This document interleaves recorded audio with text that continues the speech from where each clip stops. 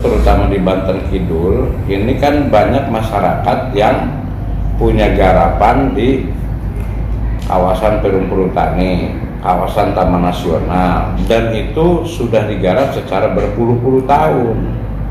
Tetapi karena soal legalitasnya tidak jelas, sehingga masyarakat penggarap itu dianggap bahwa mereka adalah dianggap numpang. Padahal garapan itu udah berpuluh-puluh tahun kan. Nah, berawal dari sana, bagaimana harapan masyarakat agar tanah yang secara turun-temurun sudah digarap puluhan tahun bahkan ratusan tahun itu artinya dilegalkan oleh pemerintah. Si masyarakat itu tidak dianggap numpang gitu. Itu sejak saya jadi guru itu tahun saya diangkat tahun 94, waktu itu tahun 2003 ya, masuk di perjuangan itu ya, kita berjuang sampai puluhan tahun lah, bahkan sampai sekarang juga jujur aja kalau berkaitan dengan perjuangan itu ya kita masih melekat karena saya memang tahu persis, saya memang dilahirkan di sana gitu.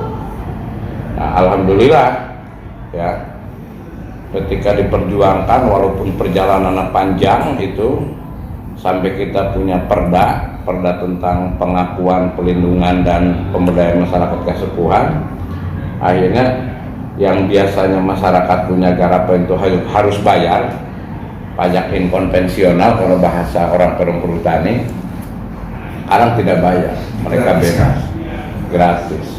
Sampai yang sekarang mungkin teman-teman tahu bagaimana munculnya PTSL, munculnya Redis, ya, kemudian munculnya hak komunal berupa hutan adat, itu dampak dari perjuangan kelompok masyarakat kesepuhan gitu. Nah, tahun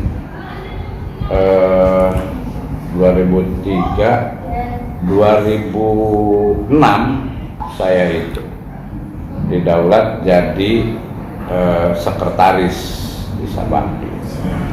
Karena waktu itu sebetulnya perjuangan itu organisasinya namanya FKMH, Masyarakat Forum Komunikasi Masyarakat Halimun, Jawa Barat Banten. Setelah itu organisasi itu bubar, maka diteruskan di Sabakti perjuangan ini. Gitu. Jadi Sabakti ini kan singkatan dari Kesatuan Adat Kesepuhan Banten Kidul. Di Lebak ini, di Banten Kidul ini kan ada Bogor, Sukabumi, Lebak dan Pandeglang. Di sana kan ada kesepuhan-kesepuhan. Kesepuhan-kesepuhan ini membentuk organisasi namanya Sabakti. Untuk apa? Untuk menjadi penghubung antara para kesepuhan dengan pihak luar, terutama pihak pemerintah. Perintah dari para pupuh kesepuhan untuk dikoordinasikan, untuk diperjuangkan, itulah yang kami perjuangkan. Gitu. Misalnya tadi soal garapan, bagaimana yang tadinya tidak punya, yang tadinya dia harus bayar, sekarang tidak bayar, ya. Yang tadinya belum ada SPPT, belum ada surat-suratnya, sekarang ada surat-suratnya gitu. Terus kita belum punya perda, bagaimana kita memperjuangkan perda ya. Kemarin yang terbaru ini bagaimana supaya di Lebak ini ada model desa adat ya, kita sedang perjuangkan itu juga ya. Banyak hal lah terkait dengan pemberdayaannya, kemudian ya berkaitan dengan infrastrukturnya ya kan masyarakat juga misalnya kan belum punya tidak punya rumah kesepuhan sendiri ya, ada yang belum, masih ada yang belum punya ya, kita perjuangkan soal itu. Kemudian terkait dengan akses sumber daya alam juga, bagaimana supaya masyarakat bisa mengakses sumber daya alam.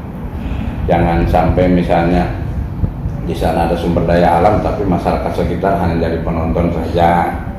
Kita juga perjuangkan soal itu gitu.